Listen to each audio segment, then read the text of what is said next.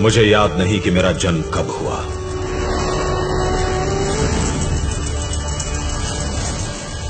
पर मुझे विश्वास है कि मैं किसी योद्धा की तलवार से उठी चिंगारी से उत्पन्न हुआ।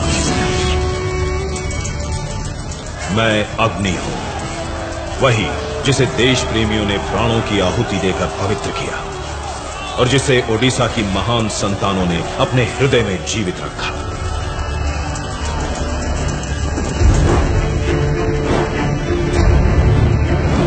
ओडिशा एक ऐसा दिव्य भूखंड जिसका इतिहास देखो तो इतिहास नहीं, साहस और पराक्रम की गौरव गाथा है।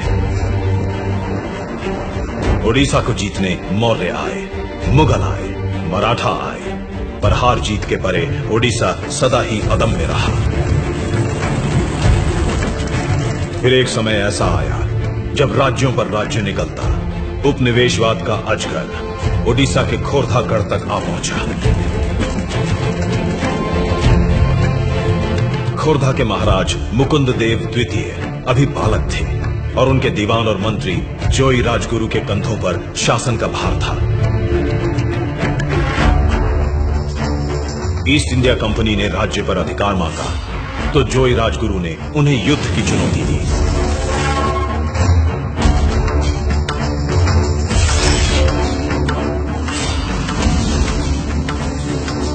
सन 1804 7,000 अंग्रेज सैनिकों के सामने मुट्ठी भर पाइको योद्धा निर्भयता का कवच पहने खड़े थे।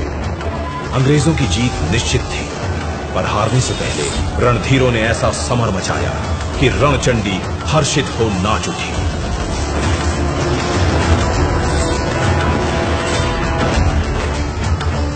मातृभूमि ने आंचल फैलाकर एक एक सपूत का बलिदान स्वीकार किया। अंग्रेजों ने जोई राजगुरु पर मुकदमा चलाकर निर्ममता से उनका वध कर दिया।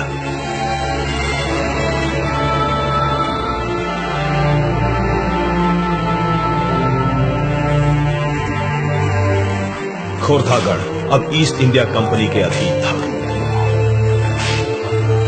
पूरे राज्य को निराशा और संशय की काली छाया ने ढक लिया।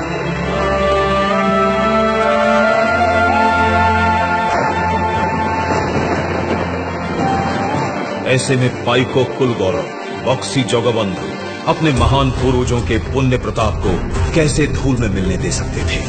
1817 में सबल भुजाएं फड़क उठी, इंद्र के वज्र में कंपन हुआ, काला आकाश कड़कती बिजलियों से धवल हो उठा। तेजस्वी पाइको खड़ग अपनी मयान से बाहर आई और सरदार बक्सी ने पहले स्वतंत्रता संग्राम का शंखनाद किया।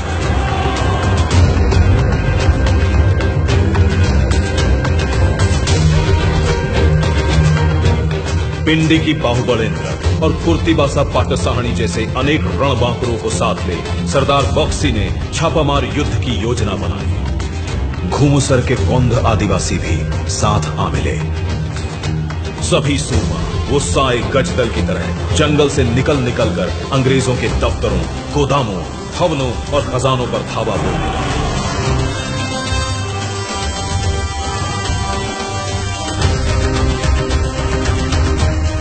पाइको विद्रोह की क्रोधाग्नि में शत्रु ध्वज भस्म होने लगा। उसी दौरान पारड़क मुंडी में सोरा विद्रोह हुआ। मणापुर, नयागढ़, दसपल्ला में क्रांति के प्रखर सुर सुनाई पड़े। केंदुझर के भुइयां सरदारों ने तलवारें तानी। पूरे 10 वर्षों तक सरदार बक्सी प्रतिकूल परिस्थितियों से हारे बिना लड़ते रहे। फिर एक दिन उन्हें धोखे से बंदी बना लिया गया,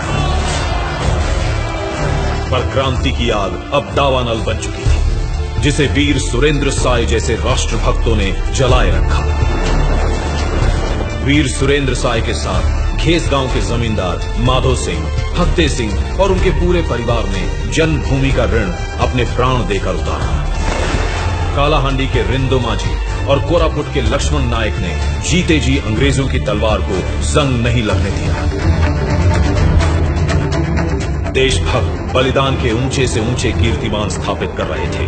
तो अंग्रेज सरकार क्रूरता और नीचता की गहरी खाई में उतरती जा रही थी।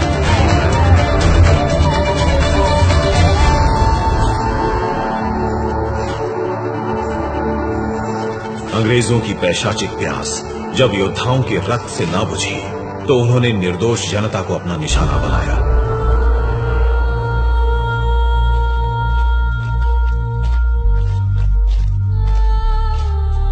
कभी एमको सिमको मैदान में निहत्थे आदिवासियों पर गोलियों की बौछार की, तो कभी इरम में शांतिपूर्ण प्रदर्शन करते लोगों का संहार किया।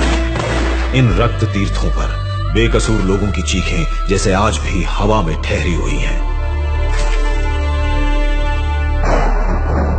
लेकिन ऐसी अनगिनत चीत्कारों और पुकारों के बीच जब बालक बाजी राउतर की मासूम आवाज सुनाई देती है तो आत्मा में शूल सा उतर जाता है। अंग्रेज पुलिसकर्मियों ने कुछ प्रदर्शनकारियों की हत्या कर दी थी। जन आक्रोश से बचने के लिए छुपते छुपाते जब वे लोग नीलकंठपुर घाट पहुंचे तो उनका रास्ता एक नन्हे नाविक ने रोक लिया। तुमने माने सबको हत्या करी, हमने तुम को डॉक्टरी नदी पार करे भी नहीं। बहुत धमकाने पर भी जब 12 साल के बाजी राउतर का संकल्प न टूटा तो एक निष्ठुर अंग्रेज ने दहकता हुआ अंगारा कोमल से सीने में उतार दिया। अंतिम क्षणों में भी बाजी राउतर अपने साथियों को चेताता रहा।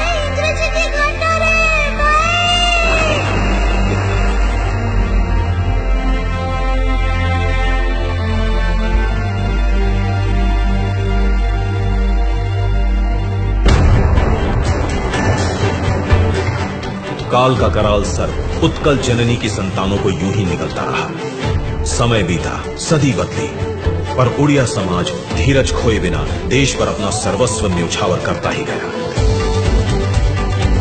बाघा ज्योतिन जैसे विलक्षण वीरों ने स्वतंत्रता संग्राम में नए प्राण फूंके। नेताजी सुभाष चंद्र बोस जैसे महामानवों ने उड़ीसा की कोख को धन्य किया।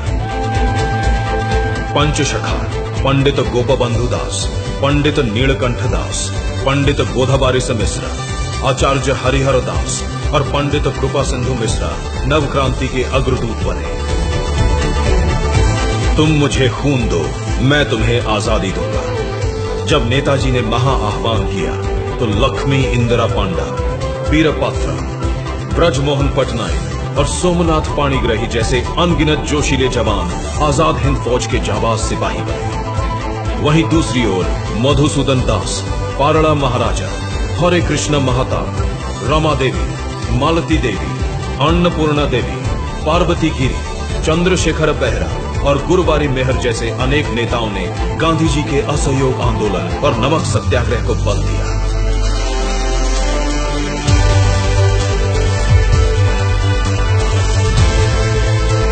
कांत कवि लक्ष्मीकांत ने वंदे उत्कल जननी की रचना कर पूरे प्रदेश में नव ऊर्जा का संचार किया। भारत छोड़ो आंदोलन का आगाज हुआ तो बरगढ़ जिले के पनीमोरा ग्राम का हर व्यक्ति अंग्रेजों को भारत से बाहर खदेड़ने बढ़ चला। ओडिशा के शेर हर मोर्चे पर तैनात थे। 1804 में शुरू हुआ महायज्ञ 1947 में जाकर सफल हुआ। क्रांति की मशाल से उत्सव के दीप जलाए गए।